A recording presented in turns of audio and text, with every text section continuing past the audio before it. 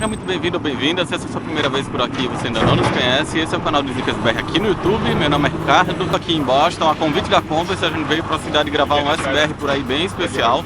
Esse é o segundo episódio, então se você não viu o primeiro, vai ficar o card aí em algum lugar da tela para você conferir. Hoje é o grande dia, então a gente está saindo do hotel agora, estamos indo lá para o prédio central da Converse, passar o dia inteiro, então tem uma programação completa esperando por nós. Vai ter visita aos arquivos, um papo sobre sustentabilidade, vamos criar o nosso próprio Chuck Taylor. Mas o que vai acontecer ao longo desse dia, você confere nesse vídeo e a gente está muito animado, espero que vocês também curtam, então vamos nessa. Partiu?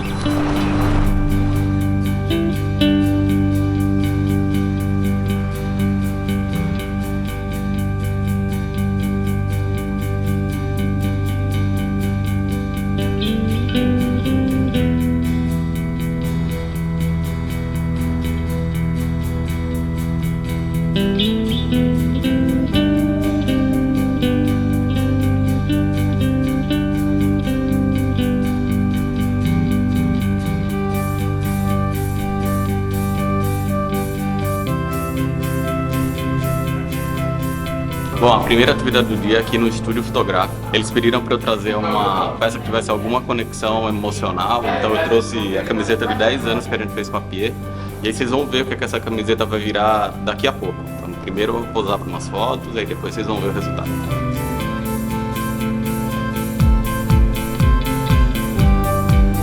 Bom, então agora a gente vai para a segunda atividade do dia, que é dar um passeio aqui pelos escritórios da Converse. Então a gente vai conhecer alguns dos lugares, das instalações, e aí esse passeio vai terminar nos arquivos da marca. Quem vai levar a gente até lá é o Sam Smallidge, que é o arquivista. Então a gente vai conhecer essa história de mais de 100 anos da Converse através dos seus principais produtos. Então fica ligado porque isso é imperdível, em primeiríssima mão, exclusividade total aqui para vocês, só no canal do SneakersBR.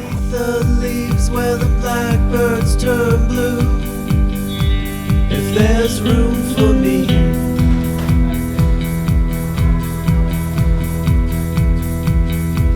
there's room for you. He's gonna walk us through a little bit through the building. We're gonna go to our archive museum and then to the top floor. Nice. Yeah, we'll go to the top floor first. And Okay, whatever you. Yeah. So we'll start from the top. Yeah, start from Good. the top, work our way down, check out the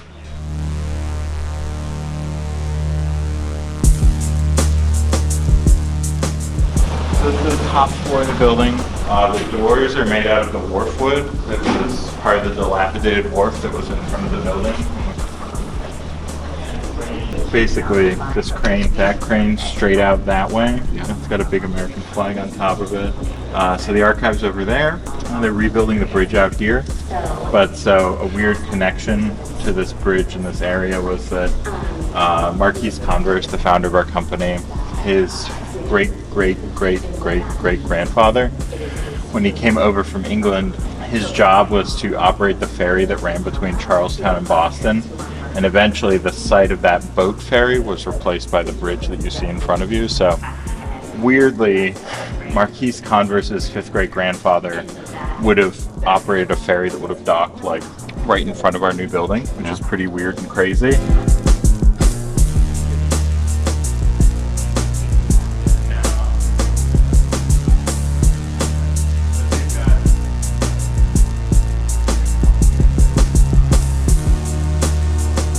But yeah, so this is our kind of 100-year history display here. Some pieces not on display right now, but don't worry, you will see them at the archive. I came over and took them back to the archive yesterday, so in case you're nervous, like, what goes here? My connection to the brand goes all the way back to childhood, which is what a lot of people say, but in my case, I grew up in the same town as the founder of our company, so I learned how to read at the Converse Free Library. I know that he was the first man in town to own a car, like little weird facts like that that always stuck with me. So then when they interviewed me for the job and they were like, what do you know about the history of Converse? And I was like, well, he was the first guy in town to own a car. And they were like, whoa, who knows that? Who knows that? Who is this guy? You know, I've worked in archives in the Boston area on and off for over a decade and have been here since 2010 and know everything there is to know about Converse as a result. First full-time archivist in the company's 110-year history, so.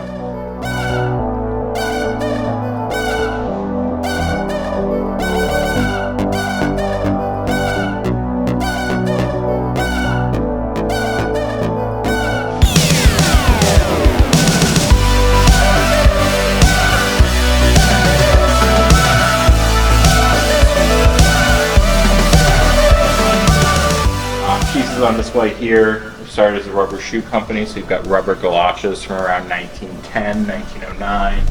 We'll talk more about the non-skid when we get up there, but essentially kind of the transition from rubber galoshes to canvas shoes was essentially to solve this problem of you make the rubber products during the fall, winter, and spring. So during the summer, you have to kind of furlough everyone in the factory, hire back as many skilled workers as you can in the fall. But Marquise didn't want that turnover. He wanted to keep the same skilled people working year round. So in 1910, they create what they call tennis shoes, really just canvas, leather, low-cut shoes. And so then those tennis shoes kind of would morph into high-top canvas basketball shoes in the next 5 years. My one favorite thing about this era too is that our original basketball product, which came out in 1915, 1916, basketball, one word now. Yeah. When we came out with it, basketball was still 2 words, so basket and ball. So making basketball shoes longer than basketball has been 1 word. Running out of time, running out of time. Running out of time to make you love me. Running out of time, running out of time. Color canvas introduced to, better match your team colors. So we're the blue fish, so we wear blue shoes. And so they would sell those 10 blue shoes to the blue fish players. But what they didn't really hit upon was that, kids that also go to that high school would also start to use that blue colorway as an identifier and a signifier, a badge of self-expression. So one of my favorite, to kind of court this new consumer, we started putting the All-Star out in bolder prints and patterns, camouflage, seasonal colorways. One of my favorite packs, the art collection. But what they would do is they saw that our consumers were kind of thrashing their shoes, painting them, customizing them in all sorts of ways. And so what we decided to do was give that to our consumers out of the box. And now we have infrastructure where consumers can go online and literally customize, drag and drop different materials and stuff. Back then you kind of had to just customize them for them and give them to them out of the box. So what they did is they essentially made white All-Stars, and then as they went by on the assembly line, someone hand splattered each shoe as it went by, hand painting, hand customizing each one. But yeah, the bench here is made out of that wharf wood that I mentioned. Our 1-star history, tracing it back from kind of the original leather All-Star from around 1970. Suede leather comes out in 1971. They drop kind of the 2 stripes on the side, trying to turn to the true 1-star look that you see over there. 1993, reissued as the 1-star. So the names were kind of clunky back then, so they give it kind of this new updated name, 1-star. Immediately takes off as this icon of street culture, street style.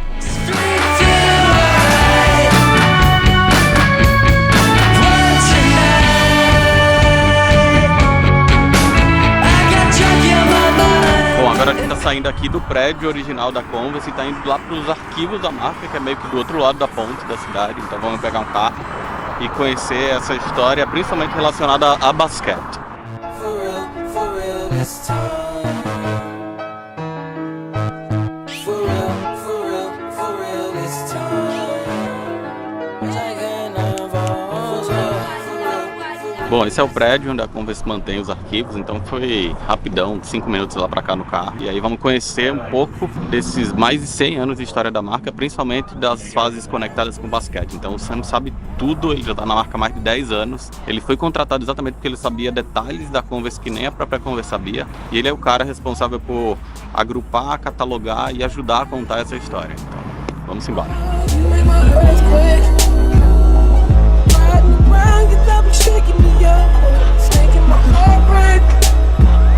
But yeah, we can bring in design teams, say it's the brief is 80s basketball, we can pull out all of our 80s basketball shoes and then kind of sit, sketch, ideate that kind of stuff. We have all sorts of print resources, we're just right behind the wall, so if they think of anything they want to kind of look at. But yeah, and what we kind of did was recreate our All-Star Pro BB launch that we did in New York. Yeah, I'm not sure if you were there. Yeah. So I mean, you can see we pulled out some of the same shoes that were on display there. This one, you can tell from the tag, but this is our oldest All-Star in the collection. Chuck Taylor's scrapbook, original patent for the diamond tread pattern. The Light 6 basketball shoe from the 1920s. Original Chuck Taylor box from 1934.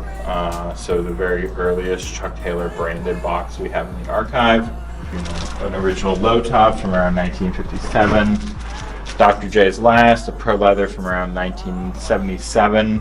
Basicamente, todos os jogadores que são patrocinados pelas marcas, eles têm os moldes. O tênis começa a ser feito pelo molde, que é o que eles chamam de last em inglês. E aí tem até uma piada de que começa o tênis pelo final. E esse daí é o molde original do Dr. J, aí do Pro Leather. Então olha o tamanhozinho do pé.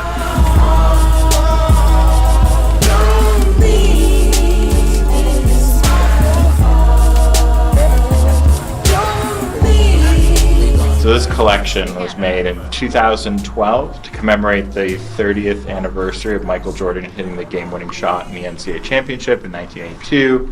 So to commemorate that, they made 30 pairs of them. 23 were auctioned off for charity. They sold for about $10,000 each. Wow. And he was nice enough, the other 7 he kept and then gave them to friends and family. And so he sent us one of his 7.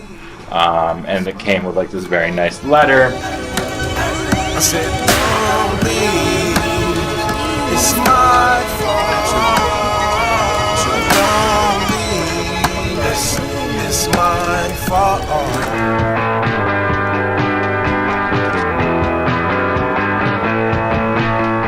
We keep it about 69, 70 degrees, 40 to 50% relative humidity.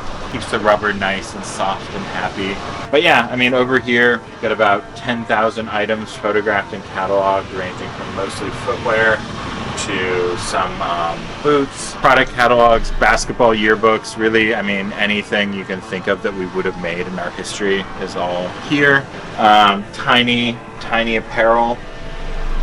So this was the idea being like, we had an outdoor hunting and fishing apparel line in the 1960s and 70s.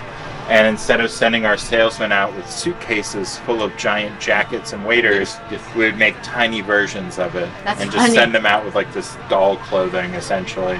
Yeah, so if someone came in, they thought it was like baby clothing or something.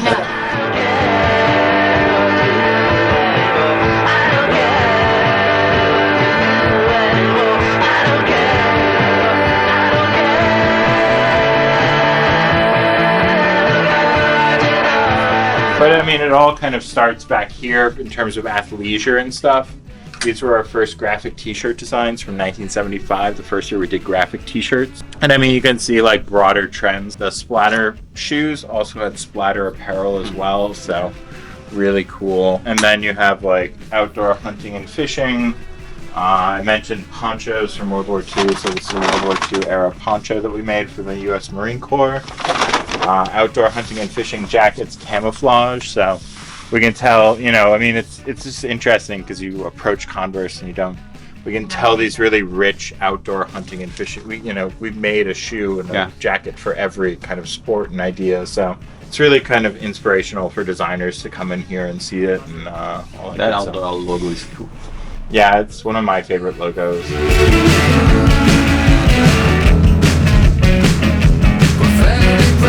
Bom, agora a gente tá indo pro nosso último compromisso do dia, e aí esse, infelizmente, vocês não vão conseguir ver. A gente tá indo pro laboratório de inovação da Converse. Eles pediram pra gente trazer uma peça que tivesse conexão emocional com a gente, então eu trouxe uma camiseta, e aí eles vão transformar essa camiseta num par de Chuck Taylor. Só que lá dentro é proibido câmera, então vocês vão ficar por aqui e só vão ver daqui a algum tempo o resultado dessa transformação. Acabou o nosso dia aqui na Converse, foi uma maratona, a gente passou o dia aqui no prédio, mas foi muito legal, a gente conseguiu ver várias coisas com exclusividade, mostrar para vocês como é o prédio por dentro, falar um pouco de sustentabilidade, inovação, mostrar os arquivos. Então, nossa, muito obrigado aqui à Converse do Brasil, por terem proporcionado esse SBRPorAi aqui em Boston. E se você gostou desse vídeo, não esquece de fazer o que a gente sempre pede pra você fazer, que é curtir o vídeo, assinar o canal se você ainda não assina, seguir o SneakersBR em todas as redes sociais, Instagram, Twitter, Facebook, passar lá no SneakersBR.co todo dia, ou no wsneakersbr.co, ou ainda no wsneakersBR lá no Instagram. Valeu mais uma vez, Converse, todo o time da Converse aqui de Boston, lá do Brasil, Converse Brasil, valeu. A gente se vê por aí, SBR por aí, tchau. But secondly is like I said in the beginning, they want us to push further. Like, they love our product, they love our brand, but they want us to continue to look at what the future is.